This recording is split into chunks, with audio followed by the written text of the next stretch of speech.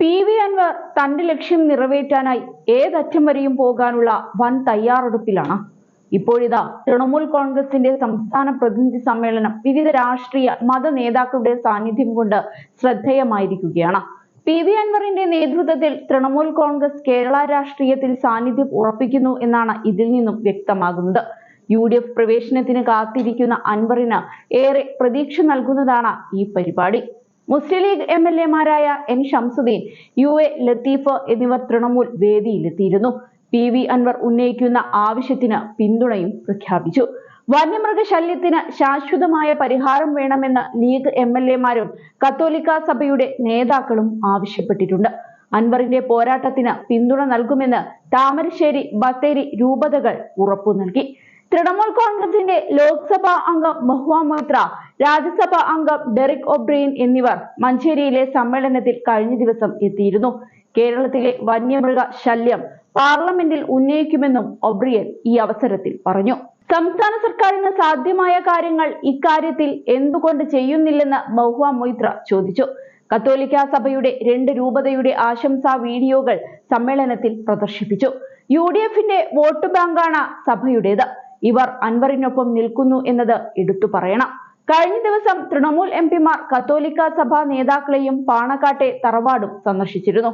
ഇനിയും കൂടുതൽ തൃണമൂൽ നേതാക്കളെ കേരളത്തിൽ എത്തിച്ച് കളം നിറയാനാണ് PV അൻവറിന്റെ ആലോചന. ഒരു പാർട്ടിയുടെ പ്രതിനിധി സമ്മേളനത്തിൽ മറ്റൊരു പാർട്ടി നേതാക്കൾ പങ്കെടുക്കുക അപൂർവമായ കാര്യമാണ്. എന്നാൽ തൃണമൂൽ സമ്മേളനത്തിൽ മുസ്ലിം ലീഗ് നേതാക്കൾ എത്തിയത് PV അൻവറിന് പ്രതീക്ഷ വർദ്ധിപ്പിക്കുന്നുണ്ട്. വരും നാളുകളിൽ അദ്ദേഹം നടത്തുന്ന രാഷ്ട്രീയ നീക്കങ്ങൾ ലക്ഷ്യം കാണുമെന്നാണ് അൻവറുമായി ബന്ധമുള്ളവരും പറയുന്നത്. 3 കാര്യത്തിലാണ് PV അൻവറിന്റെ നേതൃത്വത്തിൽ നടത്തുന്ന സമ്മേളനം ശ്രദ്ധിക്കപ്പെട്ടിരിക്കുന്നത്. മുസ്ലിം ലീഗ് നേതാക്കളുടെ സാന്നിധ്യമാണ് ഒന്ന്, കത്തോലിക്ക രൂപതകളുടെ പിന്തുണയാണ് മറ്റൊന്ന്, തൃണമൂൽ കോൺഗ്രസിന്റെ ദേശീയ നേതാക്കളുടെ പങ്കാളിത്തമാണ് മൂന്നാമത്തേത്. മെയ് മാസത്തിൽ തൃണമൂൽ കോൺഗ്രസ് കോഴിക്കോട് കൂറ്റൻ സമ്മേളനം നടത്തുമെന്നാണ് മറ്റൊരു വിവരം. മലബാർ മേഖലയിൽ PV അൻവർ കൂടി UDF-ൽ എത്തുന്നതോടെ വോട്ടുകളുടെ ചോർച്ച പൂർണ്ണമായി തടയാൻ സാധിക്കുമെന്ന് മുസ്ലിം ലീഗ് നേതൃത്വം വിശ്വസിക്കുന്നുണ്ട്. കോൺഗ്രസിലും അൻവറിനെതിരായ എതിർപ്പ് കുറഞ്ഞിട്ടുണ്ട്. അതുകൊണ്ട് തന്നെ തിരഞ്ഞെടുപ്പിലേക്ക് അടുക്കുന്നതോടെ അൻവറിന്റെ UDF പ്രവേശനം സാധ്യമാകുമെന്നാണ് കരുതപ്പെടുന്നത്.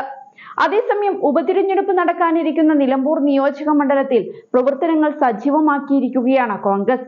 സ്ഥാനാർത്ഥി നിർണയ ചർച്ചകളിലേക്ക് ഉടൻ തന്നെ കടക്കും. പ്രഥമ പരിഗണന ആര്യാടൻ ഷൗക്കത്തിനും VS ജോയ്ക്കുമാണ്. മുൻ MLA-യായ PV അൻവറിന്റെ അഭിപ്രായവും പരിഗണിക്കും. കഴിഞ്ഞ ഉപതിരഞ്ഞെടുപ്പുകളിൽ ഉണ്ടായതുപോലെ തിരഞ്ഞെടുപ്പ് പ്രഖ്യാപിച്ചാൽ ഉടനെ തന്നെ സ്ഥാനാർത്ഥിയെ പ്രഖ്യാപിക്കാനാണ് കോൺഗ്രസ് ഒരുങ്ങുന്നത്. പാലക്കാട് നടത്തിയതുപോലെ പരമാവധി പാർട്ടിക്ക് ലഭിക്കാവുന്ന മുഴുവൻ വോട്ടുകളും ഉറപ്പുവരുത്തണമെന്ന നിർദ്ദേശവും വോട്ട് ചേർത്തലിന് പിന്നിലുണ്ട്. KPCC ഭാരവാഹികൾക്ക് ചുമതലകൾ ഉടനെ നൽകും. ഒരു KPCC ജനറൽ സെക്രട്ടറിക്ക് മണ്ഡലത്തിന്റെ ചുമതല ഉടൻ നൽകിയേക്കും. 27-ന് നടക്കാനിരിക്കുന്ന UDF യോഗത്തിൽ നിലമ്പൂർ ഉപതിരഞ്ഞെടുപ്പ് പ്രധാന ചർച്ചാ വിഷയമാകും. അടുത്ത വർഷം നിയമസഭാ ഉപതിരഞ്ഞെടുപ്പ് നടക്കാനിരിക്കെ നിലമ്പൂരിലെ വിജയം UDF-ന് നിർണായകമാണ്. MLA പദവിയൊഴിഞ്ഞ PV അൻവർ നിലമ്പൂരിനെ പ്രതിനിധീകരിച്ച് ഇനി മത്സരിക്കാനില്ലെന്ന് അറിയിച്ചിരുന്നു. മറിച്ച് UDF നിർത്തുന്ന സ്ഥാനാർത്ഥികൾക്ക് നിരുപാധികമായ പിന്തുണ നൽകുമെന്നും പ്രഖ്യാപിക്കുകയുണ്ടായി.